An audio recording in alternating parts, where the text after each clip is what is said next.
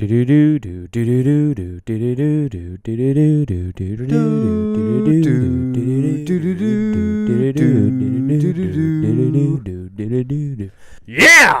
Welcome to the Garage Talk Podcast episode, Game of Thrones series finale. Okay, so this was quite the ending. Before we get into it, a couple plugs. If you're on YouTube, thank you for watching. If you're listening on any of your podcast devices, thank you for that. Also, check us out on YouTube, subscribe.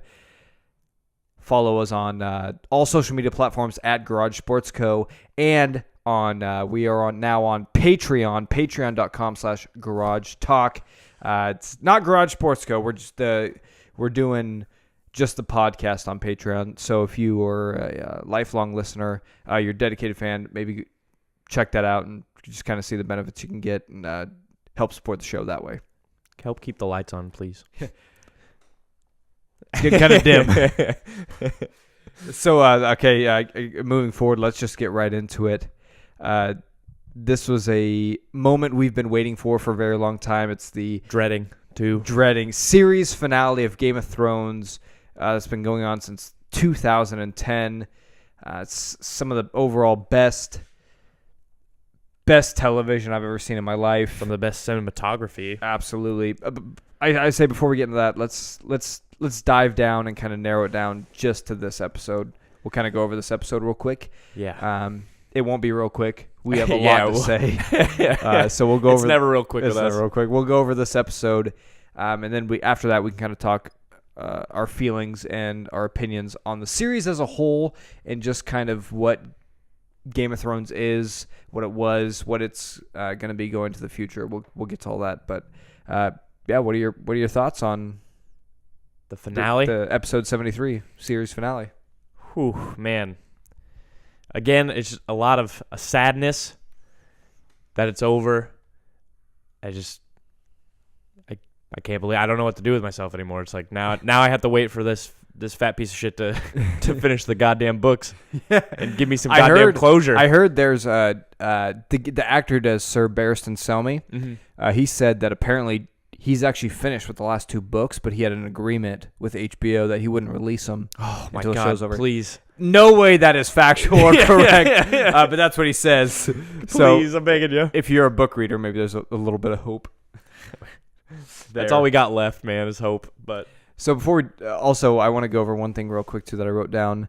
This is the Game of Thrones Season 8 weekly recap that I created based off of the internet's opinions based on this season. So internet, based on we're looking at you. This is Season 8, Game of Thrones, Episode 1. It was too boring. We just spent time in Winterfell, and we didn't have enough killing. And I'd want more death. I want people dying. This is stupid people talking. Episode 2. Hey, there's no deaths. We just spent more time talking at Winterfell. We're building up to something. Why are we doing that? There's Stop story building. This is bullshit. What is this? This never happened in earlier seasons. It actually did. Oh, there's actually a lot more of that. Sorry. Episode 3. It was too dark.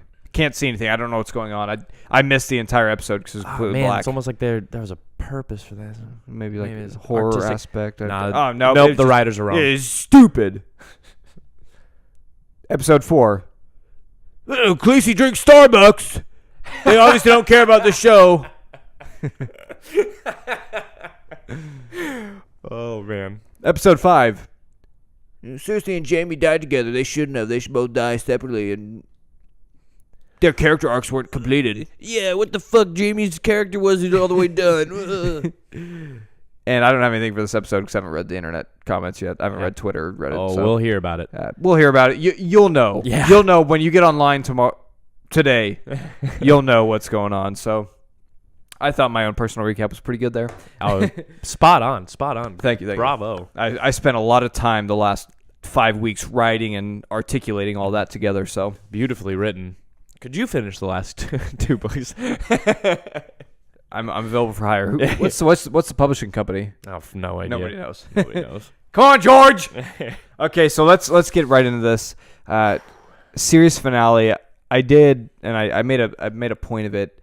I kind of drank in the opening act kind of one last time, because if you've watched the show, and even if you've binged it, but if you've actually followed on live episode by episode, waiting a week at a time, there's something just so magical about the intro, the music, and it's nobody. I would hope nobody out there, you've never skipped the intro, because like you're just doing a disservice to yourself. You just can't. Don't do that. Why would you ever do that? It's well crafted. Music's perfect as always, and it's that music that's really somber, but and then it gets you hyped at the same time because you know it's coming. Yeah. I honestly, like, that could be a new fight song. Like if Nebraska decided, hey, we're gonna get a new fight song. Hey, you've thought about the Game of Thrones theme song? Like, are the rights to that gone? Just play it on repeat, and everybody's gonna be ready to run through walls. So yeah, coming into this, I knew this was going to be a final experience that you can't really explain. And if you're watching this, I assume you've seen the show. It's an experience that it's very surreal, and it's something you've never really had with a television show before. Mm-hmm. It was very good.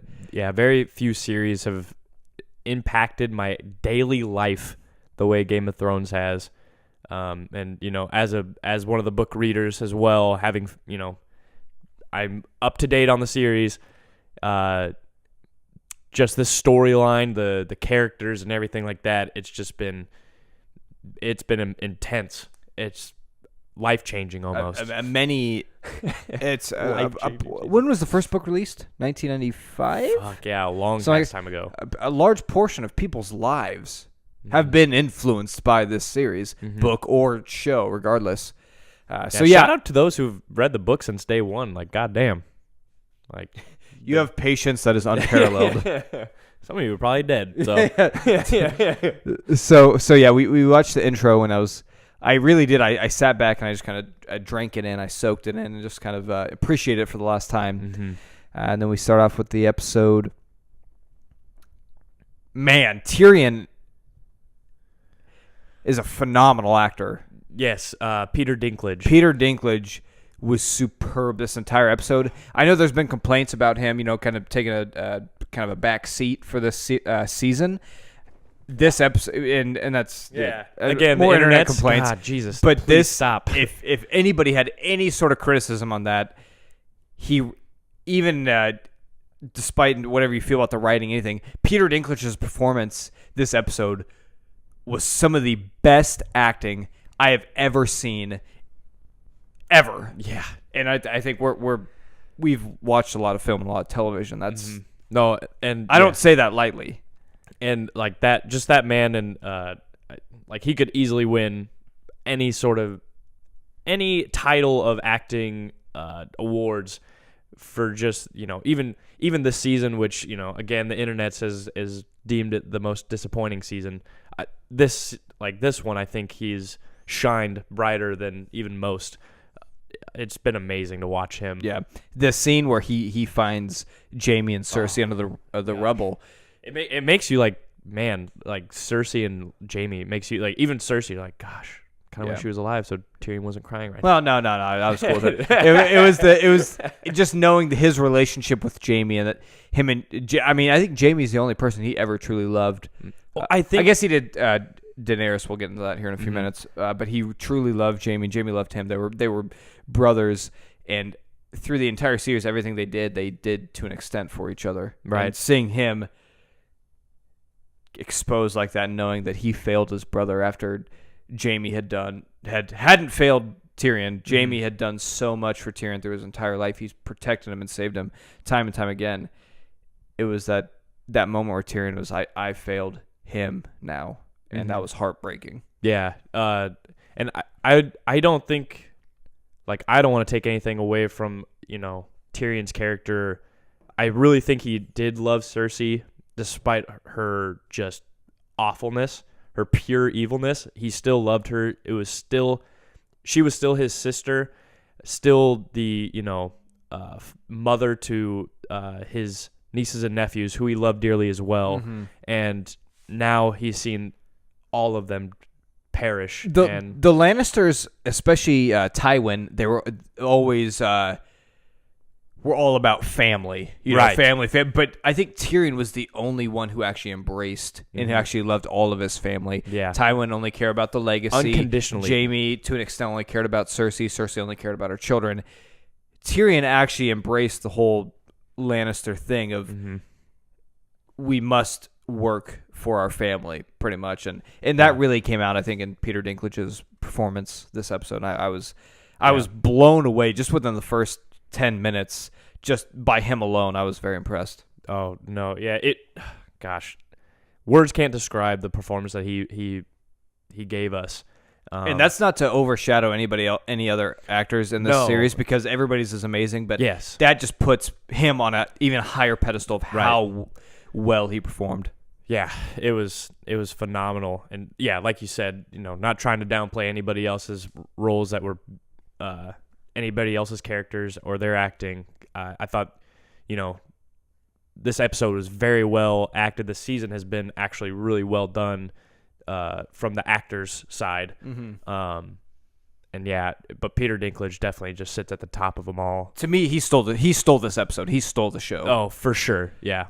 Okay, so also, yeah, we see Dany with all of her troops. They're getting excited. Tyrion throws his little hand thing down. So that's man. it. That was Gets amazing. taken away.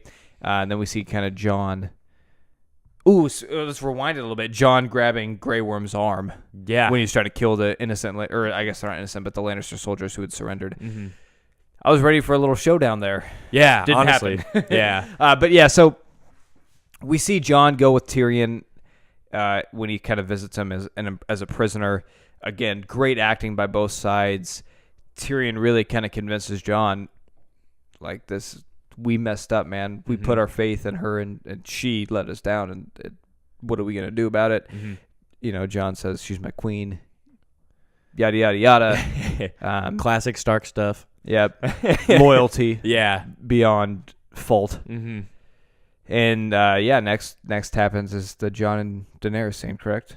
I think so. Which yeah. happened pretty early on. Biggest one. Yeah. Wow. I think it was less than an hour in. And before we, the cinematography in this episode was top notch. Yeah. We talk. Some of the scenes that they set were amazing. Again, going back to you, internet people, I read online last week about how people, the directors D&D. They're getting a Star Wars series after this, and people were like, that's terrible because they've ruined this show, and I don't even want to see what they do to Star Wars. The directing of this episode was amazing, and I cannot wait to see what they do with Star Wars, because some of the shots, the directing of the actors, the way that it was edited and put together, they were phenomenal. I am beyond excited, based off of this episode alone, on what they're going to do with Star Wars. I mean, the scenes where we have Dany standing at the top of the stairs with her banner hanging there with the troops, the throne room with the Dany and Jon. This whole episode was so beautifully shot. If you can't see that, I don't know. I do not respect your opinion. I don't care about your opinion. Your opinion doesn't matter. So I wanted to get that off my chest, because the way that, even to an extent, George R. Martin wrote these books to not be adapted. Right. He didn't want them to be adapted. And these guys found a way to take all of the books that he's written so far and to go beyond that. And any sort of, I mean, there's certain criticisms that I think are fair, but to go out and say that these guys don't know what they're doing, that they're poor writers, this and that, it's garbage, and that these guys have created the best television series ever created for us, and their personal touch when it comes to directing is stellar. I 100% agree. I mean, that scene with Daenerys at the top of the staircase, and Drogon like flying off to the side. The wings, it almost like the wings were coming out of her back. Yeah. Amazing. Oh my gosh. And then him taking a perch on the broken building here, the Targaryen banner on the other side. Wow. I was blown away. And then, the Unsullied just marched there and then stacked along the stairs was phenomenal. And honestly, like, in my head, I couldn't help but think of like a Star Wars scene like that. Because, wow, like, I could imagine, the Emperor standing up top, Darth Sidious sitting on top, and then stormtroopers or the Imperial Guard standing up there. I cannot wait for their Star Wars series now. It's going to be phenomenal. And if you disagree, please, I would love to hear your thoughts, because after what I've seen over the last 10 years, and especially the episodes that they directed, I can't wait at all. I honestly hope you don't watch it, so I don't have to fucking listen to you bitch on the internet. That's what I hope. Let me enjoy it. So we get Danny and John's scene, or Danny and Aegon's scene in the throne room. Obviously John's been reeling inside based off what happened. Gosh. Tyrion was, trying to convince him to do something about it, and he goes there and tries to, there were children burning in the streets, and she defends what she did. She really does. She believes what she did was for the best of the realm. And he pleads for mercy in a time, for Tyrion, for the Lannisters, and the Lannisters, honestly, I feel like the Targaryens were affected by Lannister hands to an extent, but the Starks really suffered. They lost Ned Stark, who was, the greatest character of all time. Yeah, greatest fictional character of all time. And, him, Robb, Catelyn. Yeah, it just, the list goes on. Whereas the Targaryens, it was literally, they kind of killed themselves, really. There was no... And Daenerys didn't, but she was a byproduct of all that happened, and she was a baby. Exactly. There was really no personal touch there. She just knows based off what a Viserion, or whatever the hell his name is, told her. Yeah, and so seeing, Jon pleading for mercy for these people who have wronged him so deeply, and pleading for mercy just all around, and her just brushing it off. And again, very well done acting on both ends. Yes. And especially the dragon. Yeah. Very good CGI. Drogon was phenomenal this episode. But yeah, and her just brushing that off as necessary, necessary evils. Again, it pisses me off. It's like, just said this. I told you. So yeah, we get the scene where he says, "You are my queen," and they start making out. And at that point, I knew somebody was getting stabbed. I just wasn't sure. I wasn't sure who. Too many people. And then when I saw her eyes, oh man, that hit hard. And you heard it too. Yep. Oh man. A very emotional scene. Well, like you said, well acted by both. One of my favorite scenes of the episode, maybe even this season, because we know how much they love each other, and how hard that was for Jon. Because in his mind, he had decided that this was the right thing to do, even though personally it was the hardest thing for him to do. And I thought it was great. And then Drogon comes on. CGI of Drogon was phenomenal. Again, wow. I'm saying phenomenal a lot. But for a television show, he was dead real in my eyes. Yeah, unbelievable. And he burned the Iron Throne, which was fucking awesome, man. Yeah. Again, Holy cinematography in this entire scene was beautiful. So well done. Awesome. And that was what, the first 30 minutes or so. Yeah. That really kind of kicked off the episode. This is where they lost me. I thought the first 30 minutes were really well done. After that, the entire episode, in my opinion, was on the whole very disappointing, and I am not satisfied with how they finished this show. Yeah. Yeah. I agree with that 100%. Again, as fans, we expect a lot, and it's more. We expect more than they can ever give us. But I think, this last episode, tying things up after Jon and Danny's scene and Drogon flying away, left so much unanswered. Left me asking why certain characters were in the position that they were, why they would want to be in the position that they were. Again, he built this like a giant world. Like, and there's more continents that we've visited, that we've been on, that we spent entire seasons on, and we have no idea how they're doing. There's entire religions that were left kind of just, oh, hey, that Lord of Light that really helped us out a whole lot. Yeah, what? Yeah, okay. Yeah, and I'll say I think that's my biggest issue, because and that could come to my own personal feelings, but I'm a very big fan of fantasy film, and I love fantasy writing and books too, and I'm very into all that, and especially in the books, I feel George built up this entire world and all this awesome political drama and battles and wars and stuff. But on the back end, we had the White Walkers, we had the Lord of Light, we had the Children of Men, we had all of this fantasy stuff, this almost supernatural realm that was a part of this world that we didn't get any answers to. Yeah. We're just gonna so obviously the Lord of Light is real. There is something. Swords coming aflame because of some prayer. People being raised from the dead. Things being crafted to work in a certain order for a goal to be accomplished from this fire god, and we don't know anything about that. Children of Men, they created the White Walkers. I guess that's all we ever know about him. Bran can literally affect the past. He ruined Hodor's life. And I think 5 seconds, maybe it was 10 seconds.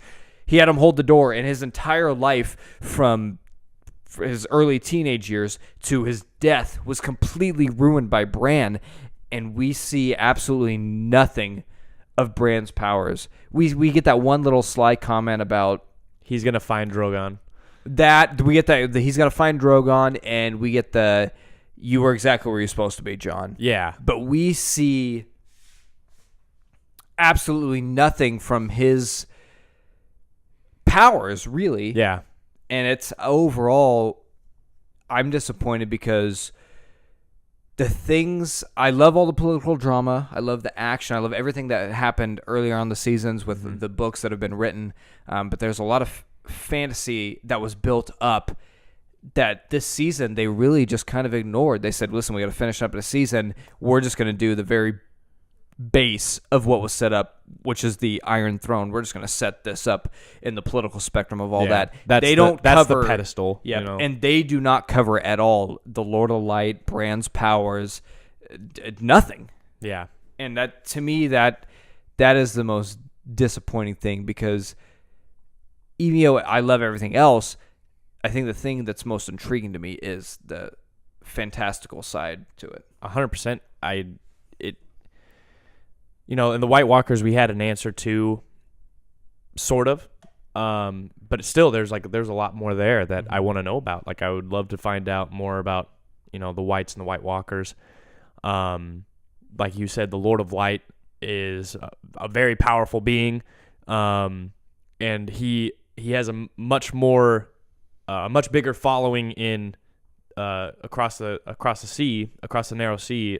I can't remember what the continent's called for the life of me. It doesn't matter. But he has a much bigger following there, and we just get nothing else. Like, we just had the few priests that came to Westeros. Yeah, when Melisandre died, that was like, oh, well, that's the end of the Lord of Light, I guess. Yeah, and that's very unfortunate because it's a very intriguing dynamic.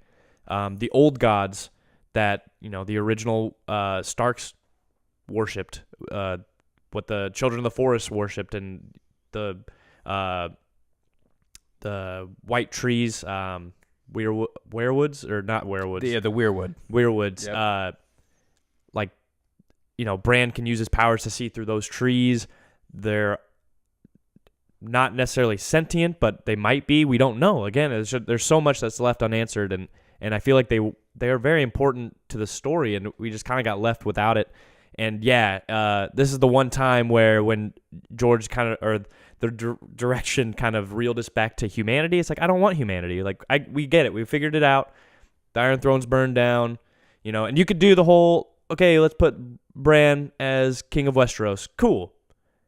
Now give me the fantastical side, because there was so much done, And I think this is George's fault.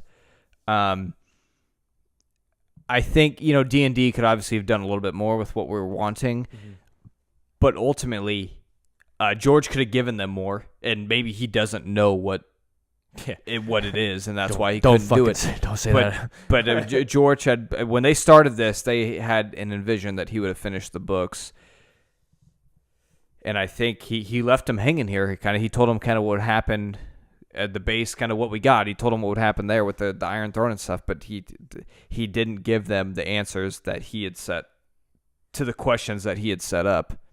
And maybe that's just me. That's how I guess feel portray you. it though, or interpret it. Yeah, and I'm sure we can get into this later, but yeah, we'll finish up this episode kind of review. But I think that I hope, and I am also nervous about spinoffs maybe related more towards that, but like I said, we can kind of talk more about that later. Yeah, we'll finish this episode and then we'll dive into that. So yeah, overall, I think I came out of this disappointed. That, like I said, the very first half I was very excited. I loved Jon killing Daenerys. That really excited me, and I'm like, okay, where are we going with this? And then it kind of plateaued there, and it just kind of dropped off, and it was boring. Sansa was being a bitch as always. Like, yeah, I'm on my own kingdom. Even though literally my little brother is ruling the seven. Nope. No, I can't kneel to you, brother. Sansa's alive, which pisses me off. There's literally a Stark as the king of Westeros, and you're like, the North can't kneel again. Like, what the fuck you mean? They'd be more than happy to kneel for a goddamn Stark. What stupid... Sansa, what have you done for the last 9 seasons besides be raped? Nothing. I don't know. Yeah, sorry, that was a little cold, but cold-blooded. Again, Arya was, and she was pointless this episode. Her character just had no meaning. She killed the Night King, and then that was it for the rest of this season. And I really hate this idea of her being this adventurer, going off and discovering new worlds. Hopefully, and I don't like that. She is Christopher Columbus, I guess. Yeah, Arya Christopher Columbus Stark. And again, we're feeling like the internet right now, because it's like, these are all the things that I wanted that I didn't get, but I do feel that so much more could have been done. They definitely could have had the funding for however many seasons they wanted, honest to God. Like, there's no way they would not make money off of any amount of seasons. But yeah, I would agree with you. George just kind of left us hanging here, where he's sitting back there. They're like, hey, George, like, we're doing great.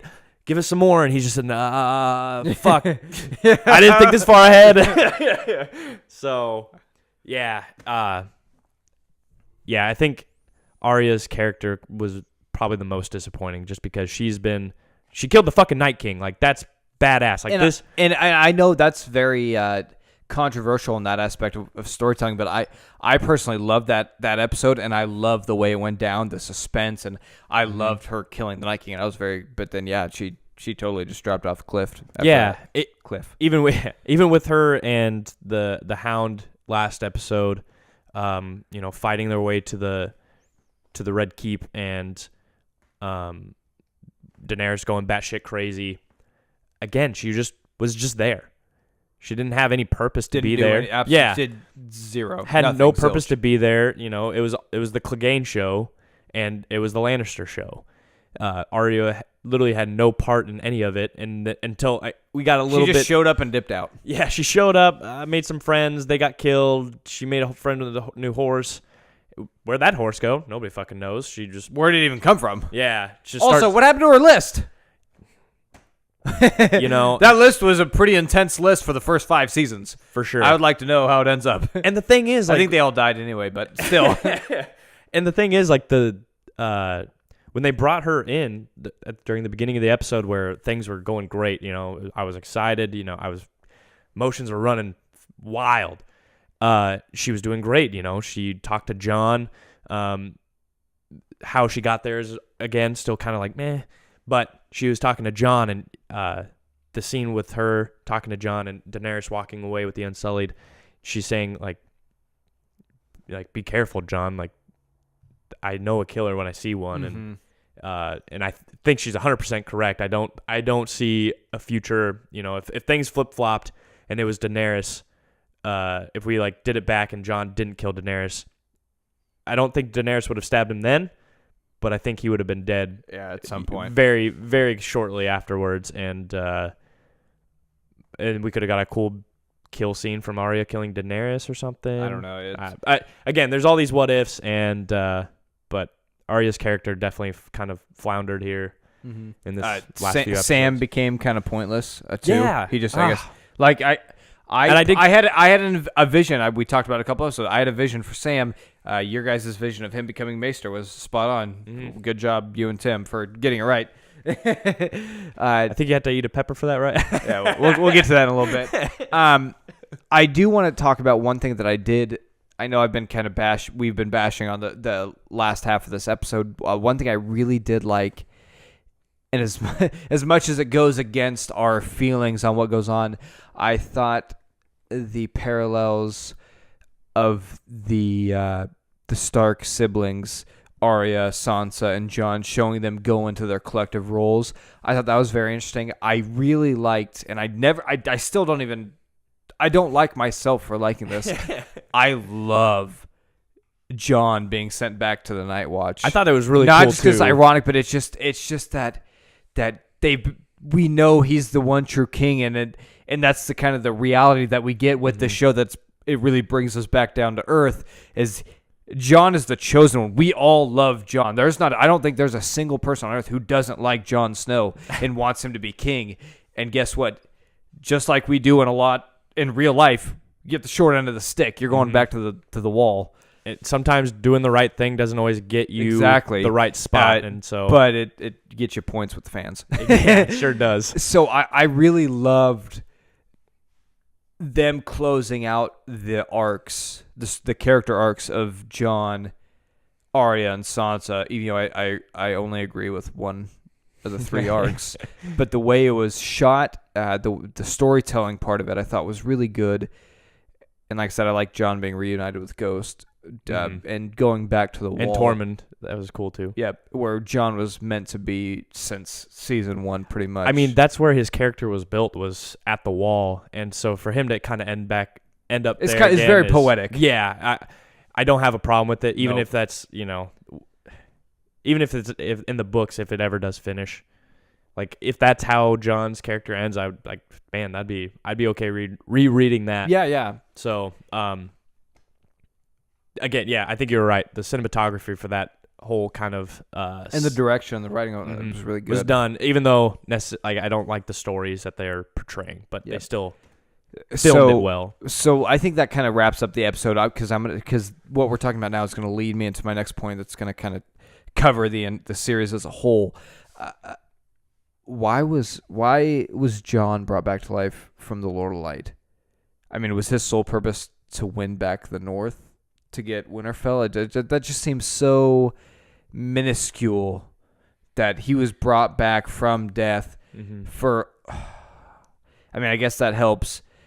In the end, that helps kill the White Walkers, but it just seems so anticlimactic for Jon. And I don't know. Like I said, I like the way it ended with him going back to the Night's Watch, but I just feel with him being the one true king, it just is slightly disappointing. I don't know. That's how do you feel about?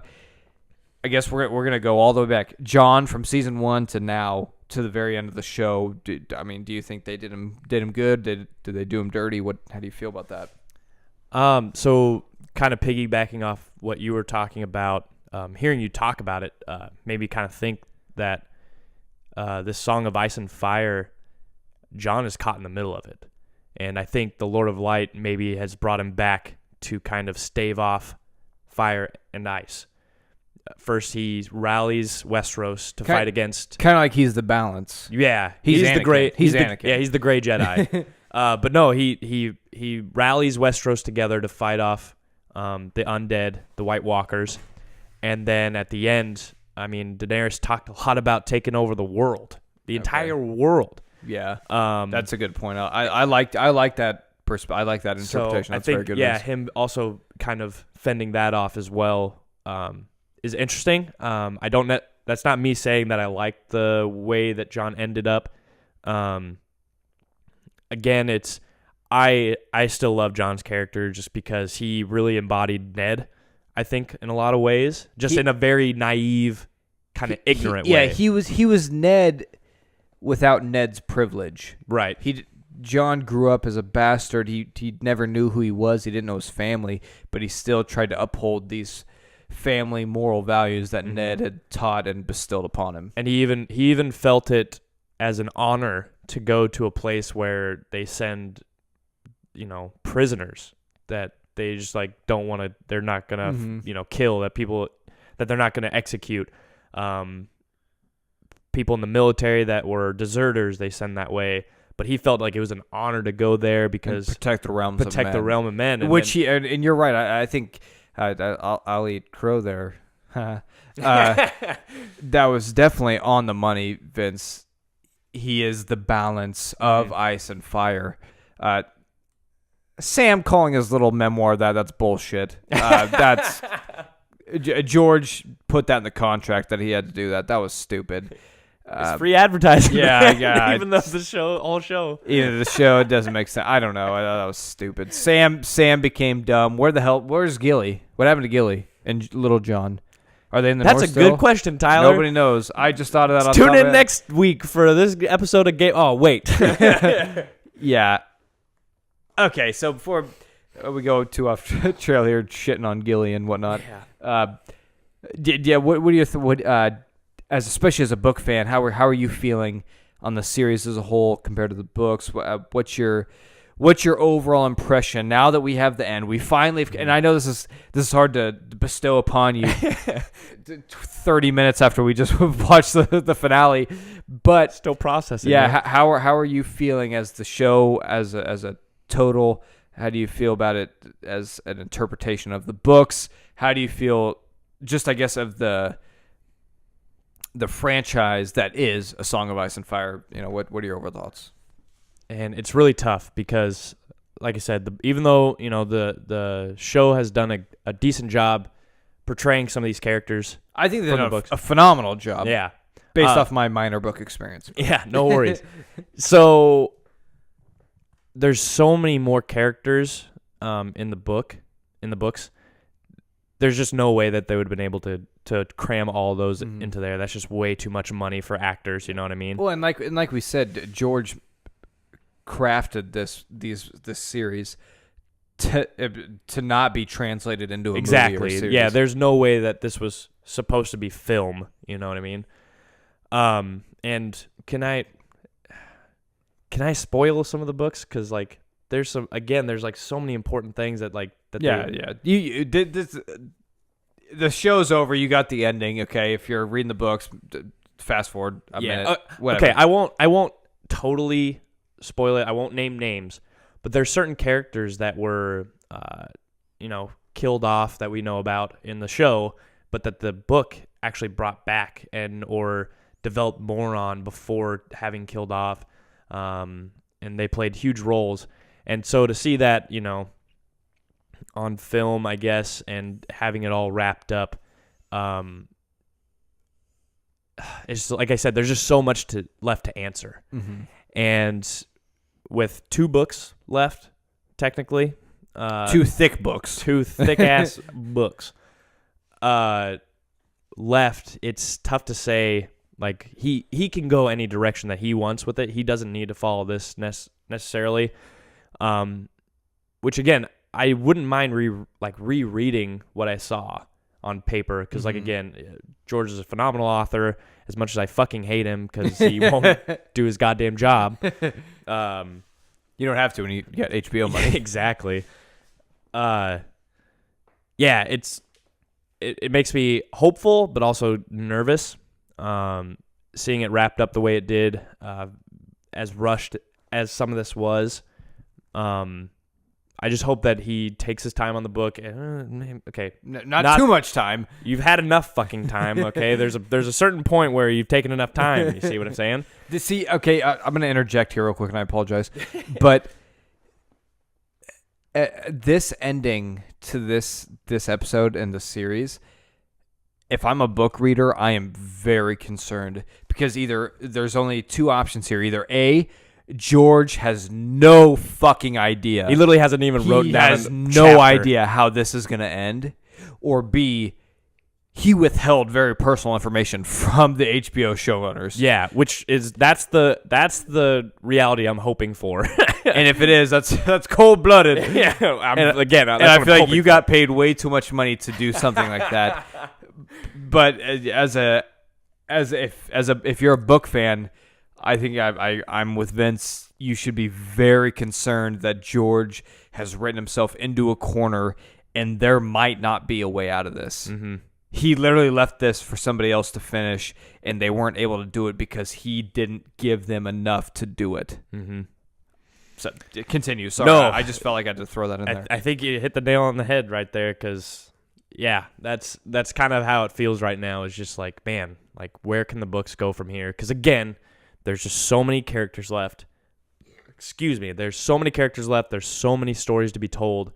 And the whole fantasy side was not answered at all. Right, and that's the scary part too, is because the books are just so much more fantastical. There's way more mythological kind of creatures that we are told about, and we really only see in the White What Walkers. happened to Nymeria? We never got the answer for that. I mean, she dipped out a long time ago. We never saw her come back. She came back like once because when Arya was by herself in the woods. She got surrounded by wolves. Oh, that's right. And then the pack leader ended up being Nymeria, and I think that was a nice send off. Like Nymeria's just kind of out doing her own thing, hunting in the woods, and she kind of protected Arya one last time. I guess, but I don't know the way they set it up in season 1 for them getting their dire wolves. I feel like there would be some. Oh, all the dire wolves got just awful. They got boned. Yeah, yeah, and that is the crazy. I think that is kind of crazy that we were kind of made to believe that these dire wolves were going to be very impactful to the story. Yeah, and they were not. Really at not. All. Like even Ghost, like even though he's like literally the only one left, and Nymeria is still questionable. Like, don't get me wrong, he's awesome, and fucking like the battle scars that he has now are fucking torn off. Dope. They're dope. He didn't really play a huge role. Like it's almost like they just took all the CGI budget and were like, all right, we need all this for the dragons. And Ghost still around? I guess we got to keep one, so we'll just give some of that. Give him that Ghost. last episode. Let him have that reading. Yeah. So, but yeah, as far as the show and the books kind of tie together, it's tough to say. Like you said, I'm just concerned. I'm concerned that the two books are going to get rushed. But how can they be rushed at this point? I know, right? You would think that there's no way you could possibly rush 7 years?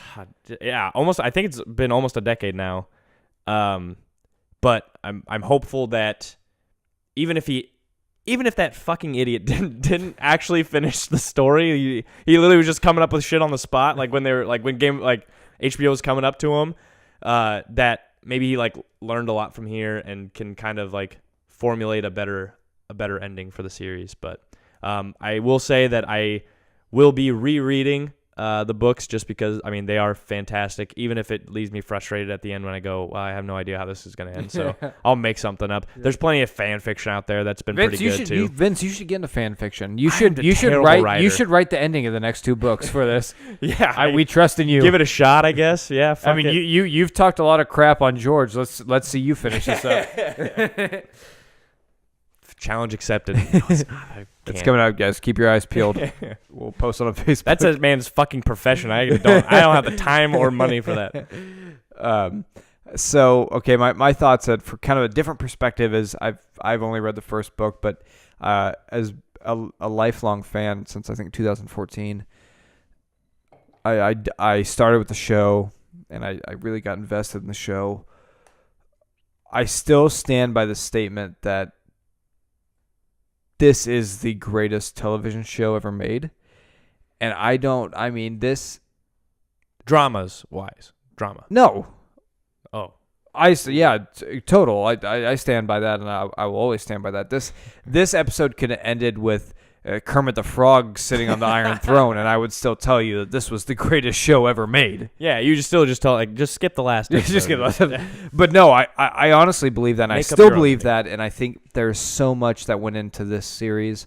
As much as I'm disappointed with how it ended tonight, the acting, the directing, the writing, the cinematography, everything was just so wonderful. I can't let my feelings about this last episode take away from the entire show, because even, like I said, even the first half of this episode I thought was amazing with the Jon and Daenerys dynamic. So yeah, I love the show. I'll always love the show, and I think it was great, as much as I am disappointed by the ending of this. But I blame this 95% on George. 110% for me. Again, I'll say it, fat piece of shit. And that's not me trying to body shame. I just fucking hate him. I'll use anything I can to tear him down. I just want to hurt his feelings really bad. That's all I want. I want him to suffer the way I've suffered. I think that's well said. I think us as a generation need to realize how spoiled we've been with a lot of entertainment that we've gotten. You know, the Marvel's Avengers series, even though I'm not the biggest fan of, I know has been a huge impact on a lot of people's lives. Game of Thrones, you know, like you said, has been Game of Thrones is the biggest cultural phenomenon since Star Wars. I would agree with that 100% because, like I said, if you're in a room with people and it's awkward silence and you don't know what to talk about, start talking about Game of Thrones, and there will be people there who will start to talk about it with you. And because the same can be said about Star Wars, even in, you know, the thing is that just kind of that can reach another generation back. But Game of Thrones now for us, like you said, is just it's our generation's epic, I guess. You know, like it's the Odyssey that fucking that like the magnum opus or whatever the phrase is. You know, this is something that we should be proud of. And even though maybe the last season hasn't lived up to the expectations that we have given it, so don't forget that. We have given it the expectations that we're all disappointed about. Yep. Never forget that. We have actually failed ourselves. Yeah. This is our fault. Yeah. As fans. It's the 5% that Tyler left out is our fault. So 95 on George, 5 on us. That seems fair to me. But yeah, I think that we can all really appreciate just the phenomenal storytelling. We said that word a lot, phenomenal. And it's truly is. Because that's only... This show, awesome is a phenomenon, and it was phenomenal. And like I said, as on the series as a whole, as much as we have issues with this episode, I know a lot of fans have issues with this entire season, but you can't find another piece of fictional work that has impacted you, that has impacted us, the way that the Red Wedding did, that the way Jon getting betrayed and stabbed, spoiler alert, by the way, for Game of Thrones, Jon getting stabbed, betrayed by the Night's Watch, Jorah facing Daenerys after they both know that he betrayed her.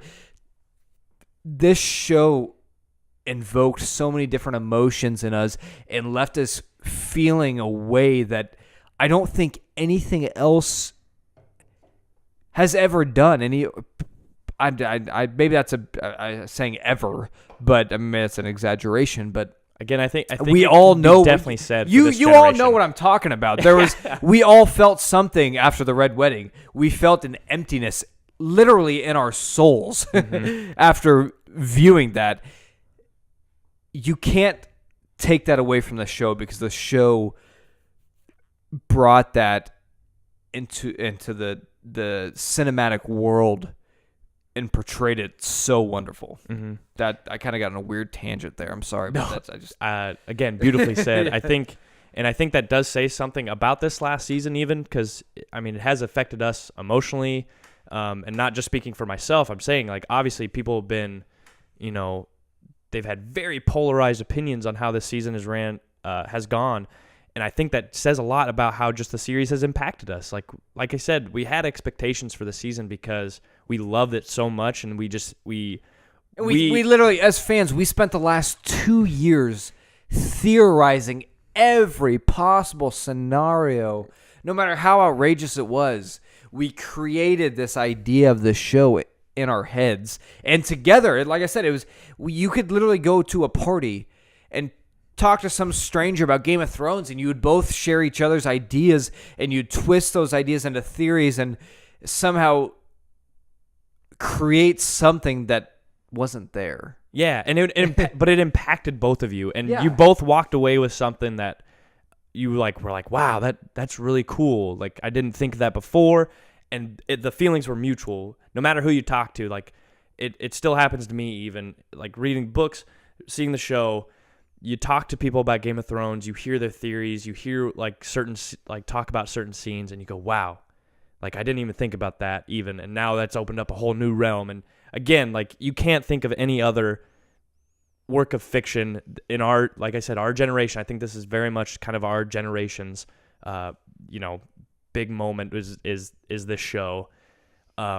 You can't say that about any other sort of fiction. Like, fuck off any Marvel fans that think that the Avengers was the epitome of our generation. No, Game of Thrones, hands down, and has impacted lives. That's a testament to this story, because it made millions of people work their minds and come up with ideas. It literally sparked creativity in every single one of us. Yeah, there's so much I had And so we much built off of each other, imagination and that I had it's- no idea. Yeah. It's like, fuck, I wish I would have knew about this thing called imagination back in grade school. Shit. And I think that's the greatest compliment I could give Game of Thrones, and to an extent A Song of Ice and Fire, is that it brought millions of people's creative minds together, and we created these situations that no single writer could emulate. Yeah, honestly, and it's not, which is and awesome. It's Honest not, to God. and it's You have not to think- fair though. It's not fair for us to hold these two writers to the standard of millions of people's ideas bouncing off of each other. They didn't have all million of us in the writers' room. No, there's a handful. There's probably less than 10 of them in there. Yeah. It's like talking it out, you know what I mean? And so again, just like hats off to everybody. As much as we shit on you, George, hats off to you for creating this amazing world that I don't want to ever see gone. You know what I mean? It's like the Lord of the Rings type. You know, people who read the Lord of the Rings, they love that book and stand by it like full-heartedly. Like, that's me with Game of Thrones. Like, I will never let somebody badmouth that without they getting a bitch slap. You can badmouth George. Yeah. Oh, all you But want. the books are amazingly well-crafted works of art. Yes. And the only thing you can badmouth George on is not finishing the goddamn books. But if you try to say he's a bad storyteller, you get in the back of the hand, I'll tell you that. So, all right. I think we really wrapped it up. I think we did a beautiful job of wrapping up the series. I've never spoken so articulately. I know, yeah. See, they're bringing the best out of us even now. Yeah, it's fucking over, and we're better for it, guys. We're better for it. So is there anything else you want to add before we get on to the fun stuff? Fun for fucking who? Me. I just want to say, Tim, you're not getting your seat back. This is very nice. I've not gotten to use this before. Haven't got to sit in this chair before. This is nice. But we also miss you, bud. That's all I got. Okay. Yeah, overall, I think this, like I'll recap everything I said this episode. Episode was quite disappointing, the second half. First half was awesome, I thought. Second half of the episode was very disappointing. I didn't like the way it ended. It didn't invoke the emotional stakes that the rest of the series had built up for me. Other than that, the series as a whole is amazing. If for some reason, for some godforsaken reason, you're watching or listening to this and you haven't watched it, I hope this has convinced you then. Yeah, go watch it, because Yeah. it is it's wonderful storytelling, and it's No amount well acted. no amount of us like talking about it can ever do it justice. So like, even if You just have to felt- experience it. Yeah, even if you felt like it was spoiled, please, read the books, watch the show. It's all just amazing stuff. Yep. Other than that, Vince and I made a bet. I think episode 1 or episode, the first episode of season 8, that we made a bet that Vince said that Bronn was going to do what Cersei said, and he was either going to kill Jaime or Tyrion. He was going to go mercenary. He always takes gold. I said no, Bronn's a bros before hoes guys. He'll kill anybody, but, Tyrion and Jaime have always been good to him. He's not going to do it. Honestly, neither of us really kind of won this bet. The only thing that... But I did bet that he wouldn't kill them, and he did not kill them. He did not kill them. So Vince lost that bet. It's true. Again, technically. Again, the only reason why he didn't kill them is because Cersei died. So I'll leave it at that, but I will accept my punishment. So I searched far and wide. I couldn't find any ghost peppers, but I could find dried habanero peppers, which are apparently super spicy. So, Vince, I wrote up this contract for you that you have to sign. I'll let you read it out on air, but you have to read it and sign it, and then we'll get rocking and rolling. Hand me that. There you go. I, Vincent Wheatley, hereby eat this pepper on my own free will. I will not take any legal action against Tyler Warner or the Garage Sports Company if any physical ailments occur from consuming this pepper. Thank you and Godspeed. Sign it! Here it is. Woo! Those are pungent. Oh, no. I might eat it with you. Don't do Shits it. and gigs. Don't fucking do it. I'll see how you react, and maybe I'll eat one. All right. Well, damn it, Bronn, you fucked up. But you fucked up. All right. Fucked up now. You done fucked up. But cheers, Game of Thrones. We're sad you're gone, but we're so glad that you were here. Oh, and you can't drink your beer. Okay. I'm not following that. Is it hot? Oh, yeah, it's hot. Dry and crispy? It's so dry. And it all just turned to dust and then flew at the back of my throat. I'm enjoying this. Oh, God, I don't care about this no beer rule. You just made that up. I got the hiccups. Thank you, Bronn. Thank you, writers. Thank you, Tyrion. Oh, my. I'm going to have the hiccups for the rest of the episode, so do what you got to do. I want to try it. I wouldn't do that. You made a terrible mistake. Oh, go straight to your nose. Yeah. You fucked up. This is a mistake. Yeah, you made... I don't know why you did that. Well, I'm not done then. It goes straight through your sinuses. Right out your This is the naval crying that we passages. wanted from this episode was through this. That ain't bad. I'm done. See, I don't even need beer, Vince. I can't hear out of my ears because I think I'm all clogged up. But I might have serious sinus damage. I literally can't hear myself talking right now. I'm bawling like a baby and hiccuping like a drunkard. So yeah, guys, that was our Game of Thrones Season 8 series. First time on YouTube. Thanks for watching. Thanks for tuning in with us. I think we had a lot of good discussion over the past 6 weeks. Ooh, that's really hot. I told you. A lot of good discussion. I think we dive deep into these characters. We also shared good ideas, like you said, with the whole Jon being the balance of fire and ice. That was beautiful. I never really thought of that. Oh, yeah. I told you. Don't touch your eyes. Careful, they're on the eyes. Thanks for tuning in, guys. This was a kind of experiment for us with a video, and I think we learned a lot. We'll probably be videotaping more. And yeah, thanks a lot, guys. I'm going to go vomit. We'll see you next week. Bye.